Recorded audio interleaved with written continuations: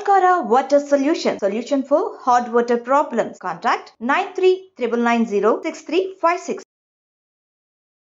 ఎల్లమ్మ ఇలాంటి పండగలు చేసినప్పుడు పూనకాలు వస్తూ ఉంటాయి. పూనకం రావడము అంటే అమ్మవారి దర్శనం అయినట్టేనా వాళ్ళకి? అంటే హ్యూమన్ బాడీలో కుండలిని శక్తి అంటారు. కుండలిని శక్తి అంటే నథింగ్ బట్ అమ్మవారి కుండలిని శక్తి. ఓకే, అంటే ఇక్కడ ఏంటంటే అష్టసిద్ధులు ఉంటాయి మనిషికి సాధనలు చేసినప్పుడు. ఇప్పుడు ఫ్యామిలీస్ అంతా వదిలేసి అఘోరాలు ఎందుకు హిమాలయాల్లో అంత చలిలో సాధనలు చేస్తూ ఉంటారు? ప్రశాంత్ ఇక్కడ నార్మల్ ఎన్విరాన్మెంట్లో చేయొచ్చు కదా. వాళ్ళ శరీరం మీద వాళ్ళ ఆధిపత్యం, ఎమోషన్స్ మీద ఆధిపత్యం సాధించుకోవడానికి వాళ్ళు అలా సాధనలు చేస్తూ ఉంటారు. అంటే శరీరం మీద కాన్షియస్నెస్ కోల్పోవాలి, అప్పుడు కుండలిని శక్తి అనేది రైజ్ అవుతుంది అన్నమాట. ఇప్పుడు అష్టసిద్ధులు ఉంటాయి. అష్టసిద్ధుల్లో మహిమా సిద్ధి అని ఒకటి ఉందన్నమాట.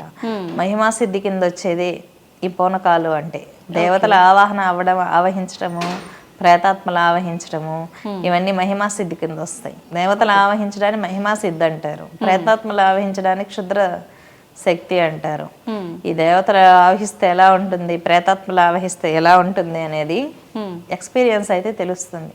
ఓకే, నేను ఒకప్పుడు బిలీవ్ చేసేదాన్ని కాదు. ఆ ఎక్స్పీరియన్స్ నాకు వచ్చినాక అర్థమైంది. ఎందుకంటే నేను బాగా వెల్ ఎడ్యుకేటెడ్ని కాబట్టి నేను ఫస్ట్ బిలీవ్ చేయను, కానీ నేను ఫేస్ చేశాక నాకు అర్థమైంది.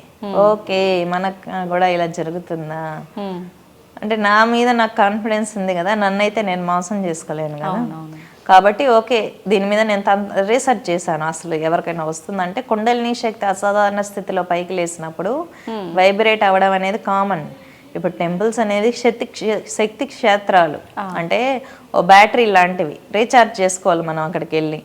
ఇప్పుడు ఉత్సవాలు జరిగినప్పుడు విపరీతమైన యూనివర్స్ నుంచి ఫోర్స్ దూకుతుంది. ప్రాణ ప్రతిష్టలో 1000 మంది 1,00,000 మంది మూల విరాటం చూస్తే అమ్మ అమ్మ అంటే అంతమంది సోల్స్ కలిసి పిలిస్తే అమ్మవారు దూకుతుంది. దూకుతున్నప్పుడు ఎవరైతే ఎమోషనల్ గా కనెక్ట్ అవుతారో వాళ్ళ కొండల్ని రైజ్ అయిపోతుంది. అక్కడ కొట్టే పంబల వల్ల, అక్కడ చేసే క్రతువుల వల్ల ఆ కాస్మిక్ ఎనర్జీ అనేది ఎవరు గట్టిగా బిలీవ్నెస్తో ఉంటారో వాళ్ళలో ఆక్యుపై అయిపోతుంది. కుండలిని అసాధారణ స్థితితో పైకి లేసినప్పుడు కొంతమంది గర్ల్లో కూడా లేయగలుగుతారు కొన్ని క్షణాలు. యోగ సాధనలు ఉన్నాయి. యోగ సాధనల్లో కూర్చొని జపం చేస్తున్నప్పుడు ఒక్కసారిగా రైజ్ అయింది అనుకోండి కుండలిని, అలా గాల్లో అలా లేస్తారు. టిబెటియన్ యోగులు చేస్తారు, ఇప్పుడు కూడా చేసే వాళ్ళు ఉన్నారు. అక్కడ తారా సాధనలు చేసేవాళ్ళు, వజ్రయాన బౌద్ధులు, తంత్ర విద్యలు చేసేవాళ్ళు, అలాంటి వాళ్ళు పబ్లిక్లోకి రారు, వాళ్ళకి అవసరం లేదు కదా. అది మామూలుగా పూజలు చేసే ఎవరికైనా కూడా కావచ్చు. వైబ్రేషన్స్ అనేది సర్వసాధారణం. ఎనర్జీ కనెక్ట్ అయినప్పుడు తట్టుకోలేకపోతే ఆ వైబ్రేషన్ అనేది వస్తుంది. దాన్ని మనం కంట్రోల్లోకి తెచ్చుకొని దీక్ష తీసుకొని ఆ ఎనర్జీని పైకి తీసుకెళ్ళగలగాలి. అందుకే గురువు అవసరం ఉంటుంది. పూనకాలు వచ్చిన వాళ్ళకంతా భూత భవిష్యత్ వర్తమాన కాలాలు తెలిసిపోతూ ఉంటాయి. అన్బ్యాలెన్స్ అవుతూ ఉంటారు, పవర్ లాగేస్తారు. అలాంటి వాళ్ళకి అన్బ్యాలెన్స్ చేసేస్తారు. ఎందుకంటే అందరికీ తంత్ర విద్యలు తెలియవు కదా. దేవతలు ఆవాహన అవుతున్నారంటే వాళ్ళు పరిచారిక దేవతలు, గ్రామ దేవతలు. మూలశక్తి అనేది పరాభట్టారికి ఆపోజిట్ లో దర్శనమిస్తుంది. మనిషి యొక్క ఆరాలో యోగినీలు, యక్షిణీలు వస్తాయి. మనిషి శరీరంలో ప్రేతాత్మలు ఆవహిస్తాయి. చాలా డిఫరెన్స్ ఉంది. పరాభట్టారిక ఇప్పుడు ఆపోజిట్ లోనే దర్శనం వస్తుంది. చిన్న దేవతలు ఆవహిస్తాయి. ఓకే అమ్మ, ఇప్పుడు అమ్మవారైనా సరే ఆత్మలైనా సరే ఆవహిస్తుంటాయి అని చెప్పారు కదమ్మా. అయితే ఇప్పుడు అమ్మవారు ఆవహించింది అంటే మనకు కొంతమంది రకరకాల వైబ్రేషన్స్ చూపిస్తుంటారు. కొన్ని సందర్భాలలో అది అర్థమైపోతుంది. ఆత్మలు ప్రవేశించినప్పుడు నిజంగా వీళ్ళలో ఆత్మ ప్రవేశించింది అని నిర్ధారణ చేయొచ్చామా? మనకు తెలిసిపోతుందా? ప్రేతాత్మలు ఇప్పుడు మన పీఠానికి తీసుకొస్తూ ఉంటారు.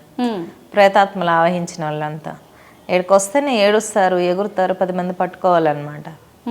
ఒక అబ్బాయి అయితే ఒక సోఫాని లేపేశాడు పైకి. అలాగా అంటే ఒక మనిషికి ముగ్గురికి 4గురికి ఉన్నంత బలం, నెగిటివ్ ఫోర్స్ దూకుతుంది. ఇక్కడ అమ్మవారు ప్రతిష్ఠ ఉంటుంది కాబట్టి కాళీ తట్టుకోలేకపోతారు ఆ పవర్కి. ఓకే, ఇక్కడ మీరు చూడొచ్చు లైవ్లో పీఠంలో అసలు ప్రేతాత్మలు ఎలా ఆవహిస్తాయి, ఎలా వదిలిస్తాం. ఇక్కడేం మేము పెద్దగా ముగ్గులు వేయడం, సెటప్ చేయడం రాగానే వాళ్ళకి ఆవాహన అయిపోతాయి ప్రేతాత్మలు. ఓకే, ఎక్కువ టార్చర్ అనుభవిస్తూ మామూలుగా ప్రేతాత్మలు ఆవహించిన వాళ్ళు స్నానం చేయరు, గోర్లు కట్ చేసుకోరు, జుట్టు విరపోసుకొని తిరుగుతూ ఉంటారన్నమాట.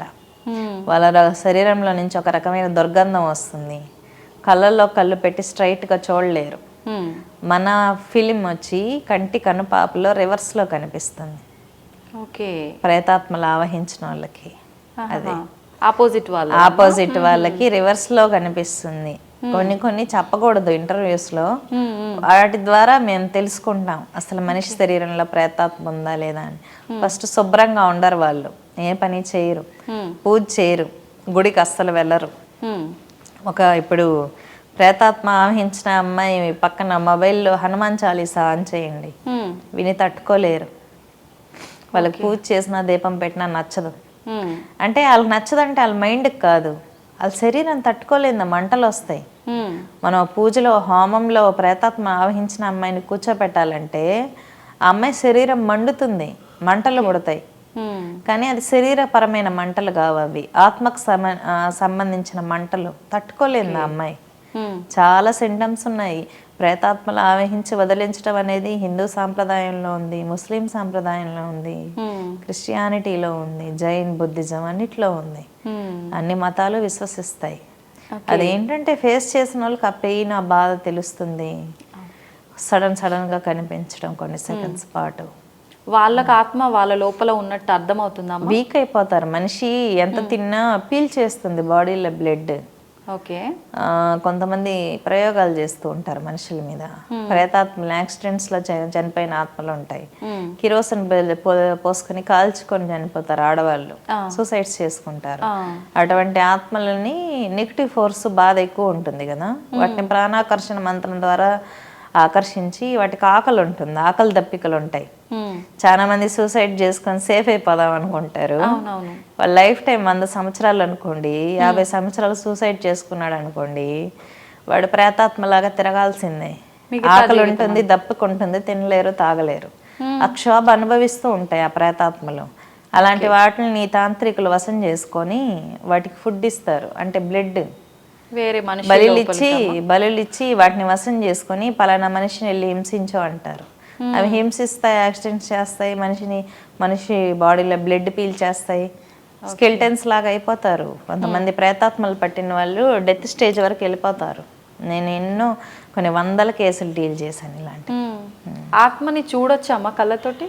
చూడొచ్చు. వాటికి కాళీ మంత్రం జపం చేసుకొని కూర్చుంటే, ఎందుకు దేవి ఖడ్గమాల జపం చేసుకుంటే కూడా కనిపిస్తాయి. దివ్య దృష్టి ఉంటే ప్రతిది ఆత్మే కాదు దేవతైనా కనిపిస్తుంది. మనం చేయాల్సిన సాధన ఒక్కటే. ఓకే. అయితే ఇప్పుడు మనకు మూవీస్లో ఎవరికైనా ఇట్లానే దయ్యం ఆవహించినప్పుడు ఆత్మ ఉంది అని ఇట్లా చూపిస్తుంటారు, అట్లా మనం కెమెరాల్లో వాటిల్లో బంధించే అవకాశం ఉందమ్మా? ఆత్మలు బంధించాలంటే కెమెరాలు ఎందుకు? అంటే మనకు చూపించడం కెమెరాలో కొన్ని రికార్డ్ అవుతాయి. ఇప్పుడు కెర్లియన్ ఫోటోగ్రఫీ ఉంది. కెర్లియన్ ఫోటోగ్రఫీలో దివ్య శక్తులు కూడా క్యాప్చర్ చేయొచ్చు. కొన్ని కెమెరాస్కి, వీడియోస్కి ఫోకస్ అవుతాయి కొన్ని రకాల ఎనర్జీస్, కానీ దాన్ని నిరూపితం చేయలేం. ఇప్పుడు అసలు మెటీరియలే కాని దాన్ని ఒక మెటీరియల్లో మీరు ఎలా చూపించాలనుకుంటారు? కెమెరా అనేది ఒక మెటీరియల్ కదా, శక్తి అనేది మెటీరియల్ కాదు. పవర్ని మెటీరియల్తో ఎలా క్యాప్చర్ చేస్తారు? ఓకే, అదే మన కళ్ళకి క్యాప్చర్ అవుతుంది, మన కళ్ళకే క్యాప్చర్ అవుతుంది, మన థర్డ్ ఐకి క్యాప్చర్ అవుతుంది. కాకపోతే మనం పవర్ఫుల్ అయి ఉండాలి, శక్తివంతంగా ఉంటే క్యాప్చర్ అవుతాయి. ఓకే. అయితే అమ్మ ఇందాక మీరు అన్నారు మనము బలవంతంగా కనుక ఆత్మహత్య చేసుకొని చనిపోతే మనం ఇంకా అనుభవించాల్సిన మిగతా లైఫ్ ఏదైతే ఉందో అదంతా మనం ఖచ్చితంగా ఆత్మరూపంలో అయినా అనుభవించాల్సిందే అని. అనుభవించి ఇంకా ఎక్కువ అనుభవిస్తారు.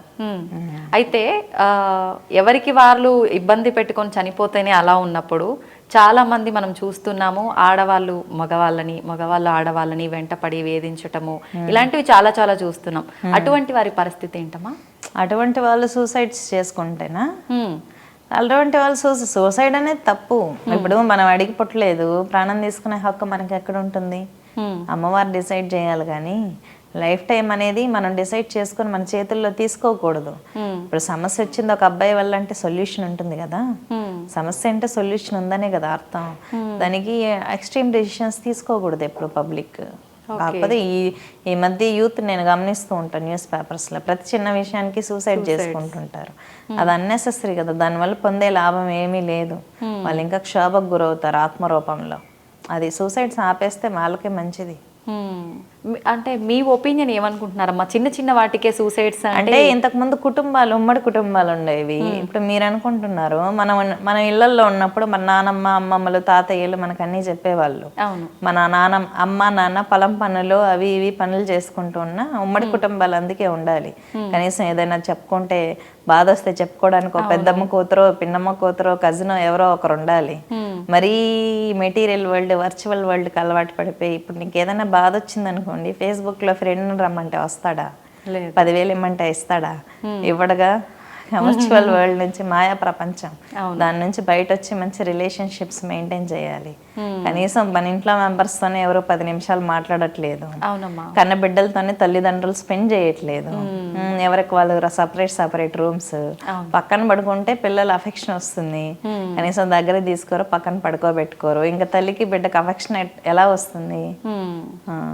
సూసైడ్ చేసుకోకుండా సమస్య వస్తే పిల్లలు ఏం చేస్తారు? అఫెక్షన్ పెంచుకోవడానికి తల్లులు తండ్రులు ప్రయత్నం చేయాలి.